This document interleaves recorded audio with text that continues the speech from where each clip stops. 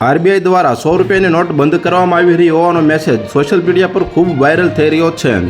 Social મીડિયામાં viral થઈ રહેલા આ મેસેજમાં આરબીઆઈનો હવાલો આપીને એવી સ્પષ્ટતા પણ કરવામાં આવી છે કે તારીખ 31 માર્ચ 2024 સુધીમાં 100 રૂપિયાની નોટ બદલી શકો છો। બાદ તેની કાનૂની માન્યતા રદ થઈ જશે અને કોઈ પણ જગ્યાએ આ નોટ નહીં ચાલે।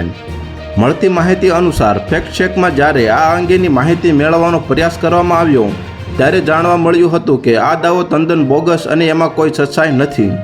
સરકાર કે આરબીઆઈ દ્વારા કોઈ સેક્યુલેશન પણ નથી બહાર પાડવામાં આવ્યું। આ પોસ્ટમાં એવો દાવો કરવામાં આવી રહ્યો છે કે 100 રૂપિયાની જૂની નોટો બંધ થવાની છે।